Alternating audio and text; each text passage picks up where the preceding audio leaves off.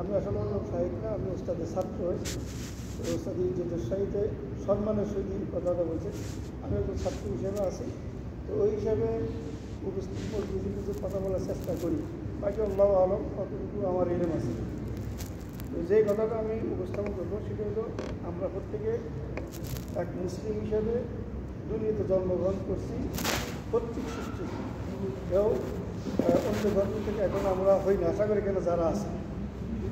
এই সুবাদে আমরা মুসলিম হওয়ার পরও আমাদের কিছু কাজ থাকি যায়, যে কাজগুলো আমরা নিজেরা জানি না জানি আদব, না আছে আমাদের শিক্ষা, না আছে এলেম। তো এই মজলিসটা যেটা হচ্ছে ওস্তাদ একটু আগে বলছেন যে আমাদের এই মজলিসটা হচ্ছে কোরআন ও সুন্নাহর ভিত্তিতে, অর্থাৎ সলাফে সলিহিনেরা যে বুঝ অনুযায়ী মুসলমান ধর্মের ইসলাম ধর্ম পালন করছেন আমরা শিরে পালন করি। আমরা আমাদের নিজস্ব মতবাদের উপরে, কোনো একটা দলের উপরে, কোনো একটা মানাজের উপরে আমরা ইবাদত করতে যাব না। আমরা কোরআন ও সুন্নাহকে আল্লাহ রাসূল সাল্লাল্লাহু আলাইহি ওয়াসাল্লাম যেভাবে উপস্থাপন করেছেন সাহাবীদেরকে, সাহাবীরা যেভাবে বুঝ দিয়েছেন, তাবিরা যেভাবে বুঝছেন, তাবি সলাফে সলিহিন যেভাবে বুঝ দিয়েছেন, ঠিক আমরা ওইভাবে বুঝ দেওয়ার চেষ্টা করবো ইনশাআল্লাহ। তো এই জন্য আজকে কোনো বিষয় আমরা নির্ধারণ করি নাই, আমরা বিভিন্ন বিষয় থেকে কিছু উপস্থাপন করব। বর্তমানে আমরা যারা এই বিদেশে আছি প্রত্যেকে ইনকাম করার জন্য আসছি। তো এই ইনকাম করার জন্য আসছি, এই সুবাদে আরও মুসলিম হিসেবে এই ধরনের একটা মসজিদে, এই ধরনের প্ল্যাটফর্মে কথা বলার আমরা সুযোগ পাইছি, আর আমরা শোনার সুযোগ পাইছি। যারা আমরা শুনতেছি তাদের ক্ষেত্রে বলা হয়েছে, যারা দিনের দায়ী হিসেবে কাজ করবে, যারা দিনের রাসূলের কোনো কথা যখন কেউ প্রচার করবে, আর যারা শুনবে, অনেক সময় যারা শুনবে তারা হয়নি। তোমরা একটা আয়াতের তোমরা প্রচার করো, তোমরা জানো। যারা উপস্থিত আছে তারা যেন অনুপস্থিতদেরকে বলি দেয়, আর অনুপস্থিত তোমাদের সাথে ওই জিনিসটা বেশি সংরক্ষণকারী হয়। তো ওই ক্ষেত্রে আমরা তাওহীদের ক্ষেত্রে যদি বলি যে তাওহীদটা হচ্ছে যে আল্লাহর একত্ববাদের স্বীকৃতি দেওয়া। এই তাওহীদকে আহলে সুন্নাত ওয়াল জামাতের প্রখ্যাত ইমামগণ এটাকে তিন ভাগে ভাগ করছে। একটা হচ্ছে তাওহীদে রুবুবিয়্যাহ, তাওহীদে উলুহিয়্যাহ, একটা হচ্ছে তাওহীদে আসমা ওয়াস সিফাত। তো এইটার ব্যাখ্যা আমরা প্রত্যেকে জানি, প্রত্যেকে শুনি, প্রত্যেকে আমরা এটা হিসেবে আমল করার চেষ্টা করি। কিন্তু পক্ষে আমরা আসলে জিনিসগুলো বুঝি কিনা, এই বুঝার ক্ষেত্রে আমাদেরকে বুঝা আছে কিনা। আর আমরা যেটা বুঝি, বুঝার ক্ষেত্রে আমরা কোরআন পড়ি, হাদিস পড়ি, এরপরও আমাদের ভিতরে কেন আমল নাই। তার মানে আমাদের ভিতর থেকে আমল চলে যাওয়ার অনেকগুলো কারণ আছে। দেখেন আমরা আজ থেকে 20 বছর আগে, 25 বছর আগে দেখছি যে ফজরের সালাতের পরে আমাদের মসজিদগুলোতে তালিম দেওয়া হতো। এই তালিমটা আমাদের সমাজ থেকে অলরেডি গায়েব হয়ে গেছে, উঠে গেছে। এটা তোলার পিছনে শুধু আমাদের মুসলমান দায়িত্ব না, ইহুদি খ্রিস্টানদের ভিতরে বহুত বড় বড় কাজ করছে। কে স্কুলগুলো চালু করে দিচ্ছে, কে স্কুলগুলো চালু করে বলা হবে ইঞ্জিনিয়ার, ডক্টর, বড় অফিসার বানাবে। এই সুবাদে মানুষের ভিতরে এই ভিডিওটা ঢুকে দেওয়ার পরে এই ফজরের পরে যে একটা কোরআন তেলাওয়াত করে একটা শিক্ষা হয়তো এটা মসজিদগুলো উঠে গেছে। এটা চালু করা সম্ভব হচ্ছে না। এইভাবে আমাদের থেকে দিনগুলোর পর্ব চলে যাচ্ছে, দিনগুলো পরিবর্তন হয়ে গেছে। ইরাক ইরান থেকে, তার বিভিন্ন শিয়া সম্প্রদায় থেকে দিন, আরব ভূমির থেকে, ইরাক ইরান থেকে ঢুকি বাংলাদেশ, ভারত, পাকিস্তান, এই 3 দেশের ভিতরে দিনকে বিভিন্ন বিকৃতি করে ফেলছে সহিহ সুন্নাহ থেকে। এখন কেউ যদি তাফসীর লেখে, তা সে তার নিজের মতবাদ উপর ভিত্তিতে তাফসীর লেখে। আপনি যেই তাফসীর পড়েন লেখেন দেখবেন। এখন সহিহ তাফসীর আমরা কোথায় পাবো, এবং সহিহ বুঝটা আমরা কোথায় পাবো, কার কাছে পাবো? এক আলেমের কথা বলে, আরেক আলেমের কথা বলে, আমরা কার কাছে যাব? তো ওই ক্ষেত্রে আমাদেরকে অবশ্যই জ্ঞানী হতে হবে, আমাদেরকে অবশ্যই দিন চর্চা করতে হবে। এবার দিন চর্চা কার কাছে করবো? যার কাছে যাবো সেই তার দলের দিকে ডাকে, তাহলে কার কাছে করবো? তো এই ক্ষেত্রে আমাদেরকে প্রথমত নিজেরা দেখতে হবে যে আমি কতটুকু দিনের জন্য আগ্রহী। এরপর আমি দেখতে যে আলেমদেরকে আমি নির্বাচন করবো, যে আলেমের ভিতরে রাসূল সাল্লাল্লাহু আলাইহি ওয়াসাল্লামের সুন্নাহগুলো আছে। ইমাম সাহাবী রাহিমাহুল্লাহ বলছিলেন যে তুমি যদি কোনো আলেম দেখো যে পানির উপরে হাঁটি যাচ্ছে, আকাশ দৌড়ে যাচ্ছে, তুমি আগে দেখবা রাসূল সাল্লাল্লাহু আলাইহি ওয়াসাল্লামের সুন্নাহ তার কাছে আছে কিনা। যদি থাকে তুমি তখন তার থেকে দিন দিবা। আকাশ দৌড়ে যাওয়া, পানির উপরে হাঁটি যাওয়া এটা বড় কিছু না। তাই রাসূল সাল্লাল্লাহু আলাইহি ওয়াসাল্লামের সুন্নাহ কাদের কাছে আছে? আমরা সর্বপ্রথম যদি চোখ দিই তাহলে আমরা যদি আরব ভূমিতে, কারণ ওখান থেকে মক্কা মদিনার থেকে সুন্নাহগুলো উৎপত্তি হয়েছে। ইসলাম মদিনার থেকেই আসছে এবং মদিনাতেই সমাপ্ত হবে।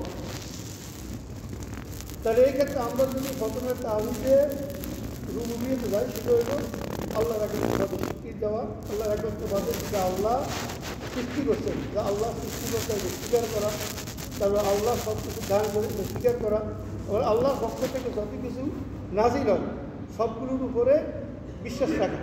আর তাওহীদে উলুহিয়্যা যেটা আমরা বুঝি সেটা হলো আমরা নামাজ, সালাত, যাকাত, যেমন বাদ আউযু বিল্লাহি মিনাশ শাইতানির রাজিম, ইন্না সলাতি ও নুসুকি ও মাহইয়ায়া ওয়া মামাতি লিল্লাহি রাব্বিল আলামিন, যে আমার সালাত, আমার কুরবানি, আমার ইবাদত সবগুলো আল্লাহর জন্য, একেবারে আল্লাহর জন্য। একটা অবস্থাতে একটা আয়াত বলছি যে ওমা খালাকতুল জিন্না ওয়াল ইনসা ইল্লা লিয়াবুদুন, যে আল্লাহ বলতেছেন যে ওমা খালাকতুল জিন্না ওয়াল ইনসা, এখানে মা শব্দটা যখন প্রথমে আসবে আর মাঝখানে যখন ইল্লা আসবে, এখানে হয় যে শুধুমাত্র কেবলমাত্র যে আমি মানুষ এবং জিন সৃষ্টি করি না, ইল্লা লিয়াবুদু, যে আমার ইবাদত করার জন্য, যে আল্লাহর ইবাদত করার জন্য আমাদেরকে সৃষ্টি করছেন। এর ইবাদতের বহির্ভূত যদি আমরা নিজেদের মন করে আবাদত করি, এটা গ্রহণযোগ্য হবে না, যতই আবাদত করি না কেন। আচ্ছা, আবাদত হতে হবে রাসূল সাল্লাল্লাহু আলাইহি ওয়াসাল্লামের সুন্নাহ তরিকা। এবার রাসূল সাল্লাল্লাহু আলাইহি ওয়াসাল্লামের সুন্নাহগুলো যদি আমরা দেখতে হয়, তাহলে যদি আমাদের কোনো আলেম বলবে না দলিল লাগবে না আমল করতে গেলে, এগুলো গুমরাহি কথাবার্তা। কারণ মুসলিম দলিলি ভিত্তিতে আমল করবে। মুসলিমের দলিল হচ্ছে কোরআন, দলিল হচ্ছে হাদিস। এরপরে হাদিসের মান দেখতে হবে, যে এই হাদিসের সর্বপ্রথম দুইটা স্তর, হাদিসে বুখারী মুসলিমের হাদিস যখন পেয়ে যাবে কোনো একটা আমল, এটার উপরে আমল করা ওয়াজিব হয়ে যায়। এটা আমার কথা নয়, ইমাম নববী রাহিমাহুল্লাহ 676 হিজরির মৃত্যু, উনি বলছেন যে বুখারী মুসলিমের কোনো হাদিসের উপর যদি কোনো আমল পেয়ে যায়, ওইটার উপরে আমল করা মুসলিম উম্মার জন্য ওয়াজিব। তাহলে এর পরবর্তী আসবে অন্যান্য কিতাবগুলো আসবে। এখন আজকে বর্তমান জমানায় সহিহ কিতাবগুলো আমাদের থেকে বিলুপ্ত হয়ে গেছে। প্রত্যেকে নিজেরা কিতাব লেখে, কোরআনের তাফসীর লেখে, এরপরে যে সহিহ যে দিনটা এটা আচ্ছা, যেমন কোনো একটা কোরআনের তাফসীর যখন আপনি করবেন, এই তাফসীরটা আপনি দেখবেন যে এটা প্রথমত রাসূল সাল্লাল্লাহু আলাইহি ওয়াসাল্লাম থেকে কী আসছে, মানে কোরআনটা উনি কী বুঝতেছেন। আমরা বলি আউযু বিল্লাহি মিনাশ শাইতানির রাজিম, বিসমিল্লাহির রহমানির রহিম, কুল হুয়াল্লাহু আহাদ, বলুন আল্লাহু একক, আল্লাহুস সামাদ, আল্লাহু মুতাবিদ্দিন, লাম ইয়ালিদ ওয়া লাম ইউলাদ, তিনি কাউকে জন্ম দেয়নি এবং কেউ তাকে জন্ম দেয়নি, ওয়ালাম ইয়াকুল লাহু কুফুয়ান আহাদ। এই সূরাটা আমরা প্রত্যেকেই বলি। এই সূরার একটা ব্যাখ্যা বলতেছি, সামনে বলতেছি। যখন আরবের মুশরিকেরা, অর্থাৎ রাসূল সাল্লাল্লাহু আলাইহি ওয়াসাল্লাম যে জমানায় আসছে, ওই সময় ছিল মূর্তি পূজার জমানা। তো ওই জমানায় আরবেরা রাসূল সাল্লাল্লাহু আলাইহি ওয়াসাল্লামকে বলছে যে আপনার রব কেমন, তার গুণাগুণ বলেন। তখন ওই প্রেক্ষাপটে এই সূরা নাযিল হয়েছে। আরেকটা হাদিস থেকে আমরা পাই যে এক ইহুদি ব্যক্তি আছে, রাসূল সাল্লাল্লাহু আলাইহি ওয়াসাল্লাম জিজ্ঞেস করছে যে আল্লাহর হাত আছে, পা আছে, যে গুণাগুণ আছে, আল্লাহ কেমন, এই বিষয়ে আমাদেরকে বলুন। তখন এই সূরা অবতীর্ণ হয়েছে। দুইটা ব্যাখ্যা বর্ষ। এবং আমরা এটাতে যে দুইটা হাদিস দুই ধরনের হয়ে গেছে, এটার মূল সমাধান কী? তাহলে সমাধান যদি আমরা দেখতে যাই, সালাফে সালাম কি বুঝতেছেন, আমরা দেখি ইকরামা রাহিমাহুল্লাহ, বিখ্যাত একজন তাবী, উনি বলছেন যে ইহুদিরা ওজাইর আলাইহিস সালামকে, ওজাইর নামে একজন নবী ছিলেন, ওজাইর আলাইহিস সালামকে আল্লাহ পুত্র বলতেন। যেটা কোরআন মাজিদে আল্লাহ আয়াত নাযিল করছেন, ওজাইর পুত্র, তো আল্লাহ পুত্র বলতেন। আর খ্রিস্টানেরা ঈসা আলাইহিস সালামকে আল্লাহর পুত্র বলতেন। তারপরে মুশরিকেরা মূর্তি পূজা করত বিভিন্ন, আর সাবিনেরা সূর্য পূজা করত। এটা আমরা কোরআন দ্বারা সাব্যস্ত করি। সাবিনেরা সূর্য পূজা করত। বিলকিসের ঘটনা আমরা দেখি, সাল্লাল্লাহু আলাইহি ওয়াসাল্লামের বিলকিসে দাওয়াত দিয়েছিলেন, তাওহীদে দাওয়াত দিয়েছিলেন। এই কথাগুলো ইকরামা রাহিমাহুল্লাহ বলছেন যে এগুলোর পরিপ্রেক্ষিতে আল্লাহ পাক এই সূরা নাযিল করেন, কুল হুয়াল্লাহু আহাদ, বলুন আল্লাহু একক। আল্লাহ তার পরিচয় দিচ্ছেন, তাওহীদের পরিচয় দিচ্ছেন যে আল্লাহু একক। এখন একটা হাদিসে রাসূলুল্লাহ সাল্লাল্লাহু আলাইহি ওয়াসাল্লাম বলছে যে কষ্টদায়ক কথা শোনার মধ্যে, মানে কষ্টদায়ক কথা শুনি ধৈর্য ধারণ করার ক্ষমতা আল্লাহ ছাড়া কারোর এত বেশি নেই। মানে আপনাকে আপনার ফ্যামিলির আত্মীয় যদি কোনো কষ্টদায়ক কথা বলে, আপনি ধৈর্য দিতে পারবেন না, গালাগালি চলে আসবে। কিন্তু আল্লাহর বিষয়টা এখন যে কষ্টদায়ক কথা শোনার পরে, মানে এত ভীষণ কষ্টদায়ক কথা শোনার পরে আল্লাহর সাথে ধৈর্যশীল আর কেউ নেই। বুখারী মুসলিম হাদিস, ইমাম ইবনে কাসির রাহিমাহুল্লাহ সূরা ইখলাসে তার তাফসীরের সাথে থেকে নিয়ে আসছে। আরেকটা হাদিস নিয়ে আসছে ইবনে কাসির রাহিমাহুল্লাহ। ওই হাদিসটা হচ্ছে যে আদম সন্তান আমাকে কষ্ট দেয়। আল্লাহ বলতেছে, হাদিসের কুদসির হাদিস, যে আদম সন্তান আমাকে কষ্ট দেয়। সে বলে আমি নাকি দ্বিতীয়বার তাকে পুনরুজ্জীবিত করতে পারবো না। অথচ পুনরুজ্জীবিত করা দ্বিতীয়বার এটা সহজ, যা প্রথমবার সৃষ্টি করার সেই, এটা আল্লাহ বলতেছে। তারপর অথচ আমাকে কষ্ট দিয়েছে, আমাকে গালি দেয়, আমার নাম অহবাদ দেয়, বলে আমার নাকি সন্তান আছে, আমার নাকি সন্তান আছে, অথচ আমি কাউকে জন্ম দিই নাই, কেউ আমাকে জন্ম দেয়নি। যে এই হাদিস প্রমাণ করে ইকরামা রহিমুল্লাহর কথার থেকে যে যখন ইহুদিরা রাসূল সাল্লাল্লাহু আলাইহি সাল্লামের পূর্বে যে ধর্ম ছিল সেটা হল খ্রিস্টানদের ধর্ম, যেটা ইনজিল কিতাব। ইনজিল কিতাবও এরকম নাই যে ঈসা আলাইহিস সালাম আল্লাহর পুত্র, কোনো প্রমাণ নাই, কিন্তু তাদের সম্প্রদায়ের এই কথা বলতো, ওখানে আল্লাহ ধৈর্য ধারণ করেছিলেন, ওই কথার উপর ধৈর্য ধারণ করেছিলেন তাদের কথার খণ্ডনের জন্য। এরপরে এর পূর্বে ইহুদিরা মুসা আলাইহিস সালামের জমানার যারা ধর্মকে তাওরাতে বিকৃতি করছে, তো তারা আল্লাহ সম্পর্কে এই ধরনের মন্তব্য করতেন, তো আল্লাহ ওখানে ধৈর্যশীল ছিলেন। সাবিনেরা, জাবুর কিতাব অনুসারীরা যারা ধর্ম থেকে বিকৃতি করে ফেলছে, তো তারা এই ধরনের কথা বলতেন। এতগুলো কথার পরিপ্রেক্ষিতে আল্লাহ সবরকারী হিসেবে কতটুকু সবরকারী ছিলেন, যার ব্যাপারে এত অববাদ দেওয়ার পরও আল্লাহ পাক আয়াত নাযিল করেছেন পরবর্তী যখন মুশরিকদের থেকে যখন এটা আসছে, কারণ রাসূল সাল্লাল্লাহু আলাইহি ওয়াসাল্লাম মক্কার কুরাইশের মুশরিকদের উপরে অবতীর্ণ হয়েছে আরবি, যখন তাদের থেকে এই কথা আসছে যে আমরা আল্লাহ রহমানের গুণাগুণ বলুন, তখন এই সূরা অবতীর্ণ হয়েছে। তাহলে পূর্বে ধৈর্য ধারণ করছেন আল্লাহ, পরবর্তীতে এই সূরা নাজিল হয়েছে। আর এই সূরা নাজিল হওয়ার পরে রাসূল সাল্লামকে যেটা বলছেন যে আপনি বলুন যে আল্লাহ একক, আল্লাহর কোনো শরীক নেই, উনি ওনার কোনো উনি অমুখাপেক্ষী, কারো মুখাপেক্ষী নেই। আমার সাথে অনেকগুলো ব্যাখ্যা আছে, যাই হোক। তো এই সূরা নাজিল হওয়ার পরবর্তীতে এখন দুনিয়াতে রাসূলুল্লাহ সাল্লাল্লাহু আলাইহি ওয়াসাল্লামের ওফাতের পরে এখনও দেখবেন আমাদের সমাজে অনেক লোক আল্লাহ সম্পর্কে কোনো মন্তব্য করি বসে, যদি আল্লাহ আরশ ইস্তাওয়া, এটা যদি বলা হয় আরশ থেকে যদি উনি প্রথম আসমান নেই বসে, হাদিসকে অস্বীকার করি বসে, তাহলে আসমান খালি হয়ে যায়, এই জন্য কথা বলি বসে। তো আল্লাহ এগুলো মানুষের এই কথা শোনার পরে কিন্তু আকাশ বিভিন্ন হয়, এটা ধ্বংস হয়ে পড়ে যাওয়ার কথা। এরপর আল্লাহ কত ধৈর্যশীল আমাদেরকে রাসূলুল্লাহ সাল্লাল্লাহু আলাইহি ওয়াসাল্লামের ওফাতের পরে এই কুল শব্দটা আমাদের সাথে সম্পৃক্ত হয়ে গেছে। এখন যদি কেউ আমাদেরকে আল্লাহ সম্পর্কে এই জন্য মন্তব্য করে, তখন আমরা এই সূরা দিয়ে তাদের কথাকে খণ্ডন করতে হবে। এই জন্য কুল শব্দটা ওখানে উল্লেখ করেছে যে পরবর্তীতে আমাদের সাথে সম্পৃক্ত হবে মুমিনদের সাথে। রাসূল সাল্লাল্লাহু আলাইহি ওয়াসাল্লাম থেকে একটা সহিহ হাদিসে কুদসিতে স্পষ্ট ভাষায় যে হাদিসে কুদসিতে আল্লাহ পাক বলছেন, হে বনি আদম, যে ইয়া ইবাদি, যে হে বনি আদম, হে আমার বান্দারা, যদি পৃথিবীর আদম থেকে এবং এই পৃথিবীর কিয়ামতের শেষ ব্যক্তি পর্যন্ত, অর্থাৎ বনি আদম আউয়াল ও আখির বলছে যে মানে প্রথম ব্যক্তি থেকে একেবারে শেষ ব্যক্তি পর্যন্ত যদি সমস্ত ব্যক্তি যদি ইমানদার হয়ে যায়, সমস্ত ব্যক্তি ইমানদার হয়ে যায় কার মতো, মানে এই আদম আলাইহিস সালাম থেকে কিয়ামতের শেষ ব্যক্তি পর্যন্ত যত লোক আছে তার মধ্যে যে ব্যক্তিটা সবচেয়ে শ্রেষ্ঠ, ধরুন মুহাম্মদ সাল্লাল্লাহু আলাইহি সাল্লাম, সবাই যদি তার মতো ইমানদার হয়ে যায়, তাতে আল্লাহর কোনো লাভ নেই, তাতে আল্লাহর কোনো কি নেই, ফয়দা নেই। আবার বলছে না, তাতে আল্লাহর আরশে কোনো কি এক বিন্দু পরিমাণ ফয়দা নেই। আবার বলছে, ইয়া ইবাদি, হে আমার বান্দারা, যদি আদম আলাইহিস সালাম থেকে শুরু করি কিয়ামতের শেষের ব্যক্তিটা পর্যন্ত সবাই যদি একেবারে খারাপ হয়ে যায়, যে তোমাদের মধ্যে যে সবচেয়ে খারাপ, ধরেন ফেরাউন, তার মধ্যে খারাপ হয়ে যায়, তাতে আল্লাহ আরশের বিন্দু পরিমাণ কোনো ত্রুটি হবে না। আবার বলছে আল্লাহ, যদি হে আমার বান্দারা, আদম আলাইহিস সালাম থেকে শুরু করি কিয়ামতের শেষ ব্যক্তি পর্যন্ত সবাই যদি একত্রিত হয়ে কোনো একটা মাঠে জড়ো হয়ে এরা যদি আল্লাহর কাছে কোনো সাহায্য চায়, আর আল্লাহ যদি তারা যেটা মুখে বলবে এবং যেটা কল্পনা করবে ওই পরিমাণ সাহায্য যদি চায়, আর আল্লাহ যদি তাদের সবাইকে সমস্ত কিছু চাওয়ার পর যদি পূর্ণ করে, তাতে আল্লাহর ধনভাণ্ডার থেকে ওই পরিমাণ হ্রাস পাবে যে পরিমাণ সাগর একটা সুই ঢুকানো পরে যে পরিমাণ পাবে। সুবহানাল্লাহ, সুবহানাল্লাহ বিহামদি। দেখেন আল্লাহ এত ভাণ্ডারী, আর আমরা রিজিকের পিছনে এমনভাবে দৌড়াই।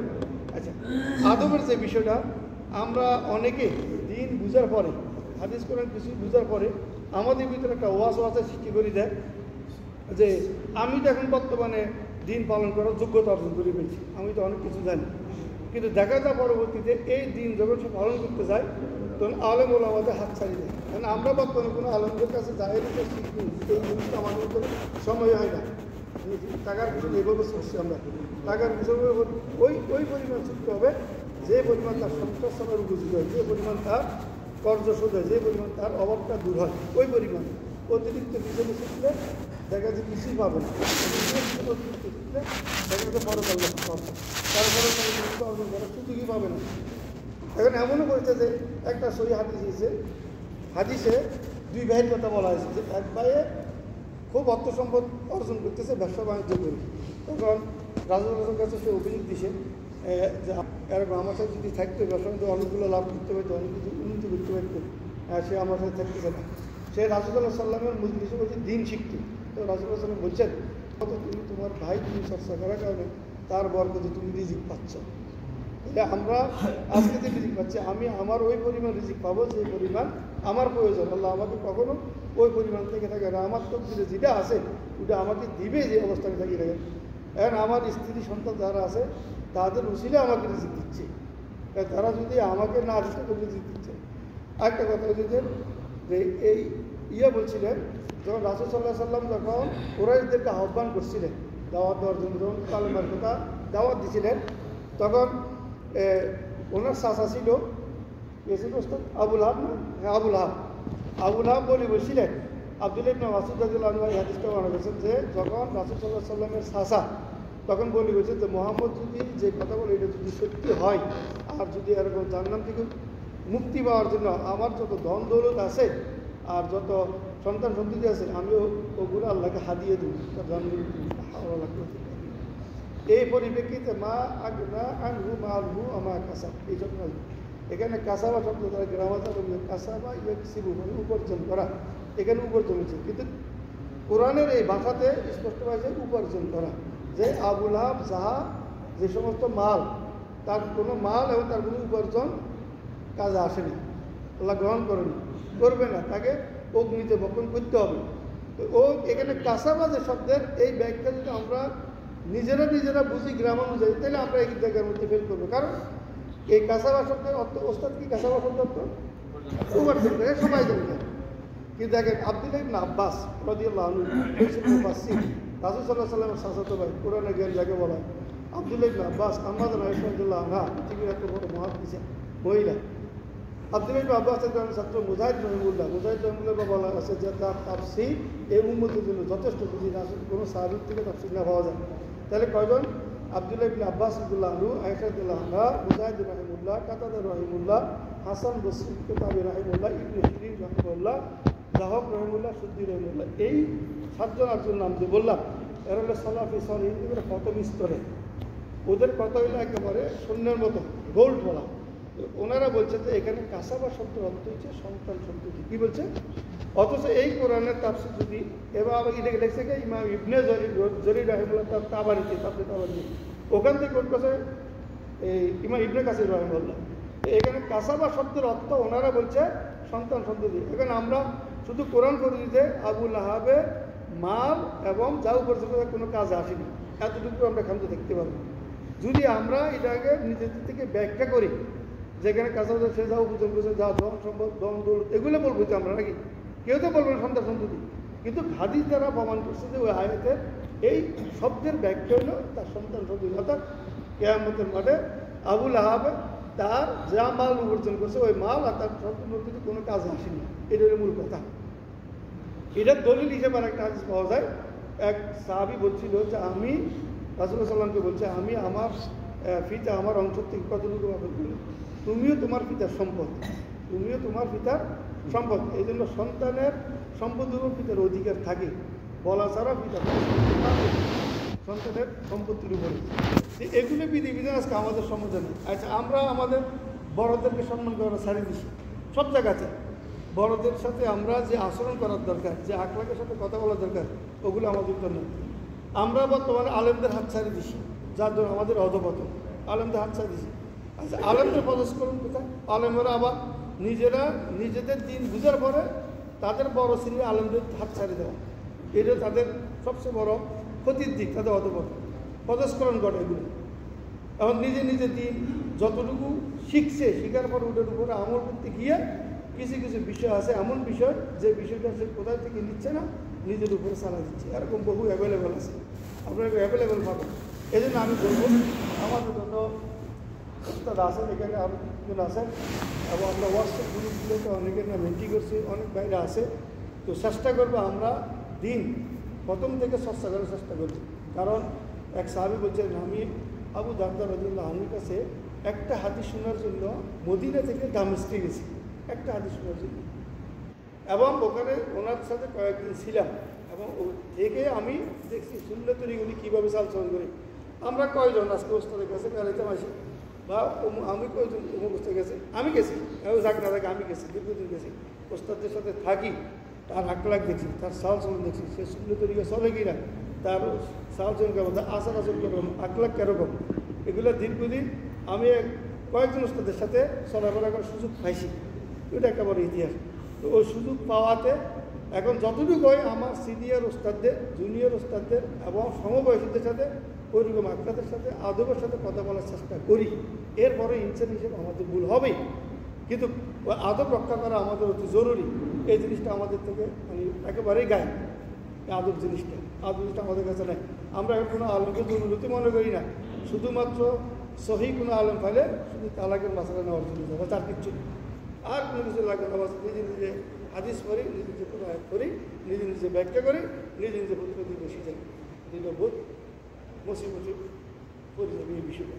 এটা খুবই দুঃখজনক, কারণ আমরা যখন আলমদের হাত ছাড়িয়ে দেবো তখন আমাদের থেকে আস্তে আস্তে দিন চলে যাবে। শিয়ারা কিন্তু আমাদের সাথে বেশি কাজ করে, আমাদের সাথে বেশি কাজ করে। এখন বর্তমানে বাংলাদেশ, পাকিস্তান, ভারত প্রত্যেকটা জায়গাতে তাদের লোক আছে, কারণ আমাদের নিজেদের ভিতরে তাদের আমল ঢুকে পড়ছে। তাহলে আমরা কোথায় আছি? আচ্ছা, এখন আমরা যাদের সাথে চলাফেরা করবো, আমি মুসলিম কল্যাণকামী হবে, মুসলিম সবসময় কল্যাণকামী, উদার মানুষকে থাকতে হবে। কেউ যদি এই নিয়ত থাকে যে আমি তাকে দিলে সে আমাকে দিবে, আমি দিলে, এটা ঠিক না, এটা নিষেধ, ইসলামের শিক্ষা নেই। আপনার প্রত্যেকটা কাজ ইবাদত তখনই যখনই আপনার নিয়ত থাকবে আল্লাহ সন্তুষ্ট। রাসূল সাল্লাল্লাহু আলাইহি ওয়াসাল্লাম বলছে, কোনো মুমিন ব্যক্তি থেকে যে হাদিসে এসেছে কিয়ামতের দিন নবীরা এবং যারা শহীদ তারা কিছু লোককে দেখিয়ে খুব আশ্চর্যজনিত হবে, এবং তারা তাদের ঐশ্বর্য জন্মিবে যে এরা কারা, যে আরশের নিচে, আরশের পায়ের নিচে নূরের পিলের সাথে দাঁড়ানো, বলে এরা হলো ওই সমস্ত লোক যারা নিজেদের প্রয়োজন ছাড়া, জরুরত ছাড়া তারা দিনী বাইরের সাথে মোলাকাত করতে গেছে, সাক্ষাৎ করার জন্য গেছে, শুধু আল্লাহ সন্তুষ্টির জন্য। আমি যদি আমার কোনো ভাই থেকে কিছু চাই, কিছু নিই, তাহলে আমি নিয়ত রাখতে হবে তাকে এটা দেওয়া, কিন্তু সে নিয়ত রাখবে না আমি দিলে সে আমাকে দিবে, এই নিয়ত রাখা যাবে না। গেল প্রত্যেকটা কাজে আমার সুনিয়ত থাকতে হবে, কারণ সুনিয়ত করা এটা স্পষ্টভাবে কোরআন দ্বারা সাব্যস্ত হয়। আমরা আশা করব আগামী প্রোগ্রামের আগে, আগামী 1 মাস পরে প্রোগ্রামের আগে প্রত্যেকেই সূরা আন-নূর এবং সূরা হুজরাত, সূরা আন-নূর এবং সূরা হুজরাত তেলাওয়াত করবেন, এবং এটার থেকে হাদিসগুলো দেখবেন, তাফসির দেখবেন। তাফসিরের মধ্যে পৃথিবীতে সবচেয়ে নির্ভরযোগ্য তাফসির হলো বর্তমানে বাংলা অনুবাদে তাফসির ইবনে কাসির, আপনারা অ্যাপসের মধ্যে সার্চ করলে পাবেন, এবং এই তাফসিরটা পড়বেন, সূরা আন-নূর থেকে শেষ পর্যন্ত পড়বেন, এবং সূরা হুজরাতটা পড়বেন। তাহলে আপনাদের ভিতরে অনেক নিজেদের ফ্যামিলিদেরকে ভরাবেন। ওমর রাদিয়াল্লাহু আনহু জারি করতেন, বুঝ জারি করতেন যে সূরা আন-নূর পড়ার জন্য, পরিবারকে অনেক কিছু বিষয় আপনার থেকে গুনাহ সরে যাবে। ইমাম সাহাবী রহিমাহুল্লাহ এক ইমাম বলছিলেন যে ইমাম শেখ, আমি তো অনেক কিছু বিষয় মুখস্থ করতে পারি না, কারণ বলে তুমি গোপন ভাব ছেড়ে দাও। আমাদের ভিতরে অনেকের ভিতরে গোপন ভাব ঢুকে বসছে, যার ধরুন আমাদের ভিতরে আমরা এই তবা করি, আবার একটু করে ফিরে যাই, আবার ফাঁপের মধ্যে ঢুকে যাই। এখন ফাঁপ করার জন্য বেশি দূর যাওয়া লাগে, নিজের মোবাইলই যথেষ্ট হয়ে যায় বর্তমানে ফাঁপ করার জন্য। তো নসিহত অত বেশি করা যাবে না। আবু বকর রাদিয়াল্লাহু আনহু একটা কথা বলছেন যে তুমি অতিরিক্ত নসিহত করিও না, কারণ অতিরিক্ত নসিহত প্রথম কথাগুলোকে শেষের কথাগুলো ভুলে যায়। আপাতত এতটুকু আমার কথা, বাকিটা আমাদের উস্তাদ বলবেন। সুবহানাকা আল্লাহুম্মা ওয়া বিহামদিকা আশহাদু আল্লা ইলাহা ইল্লা আনতা আস্তাগফিরুকা ওয়া আতুবু ইলাইক। আসসালামু আলাইকুম ওয়া রাহমাতুল্লাহ। আমরা অনেক বিষয়ের দিক নির্দেশনা পেলাম। আল্লাহ তাআলা আমাদেরকে সেই দিক নির্দেশনা হিসেবে কর্মসূচি গ্রহণ করার সুযোগ দান করেন।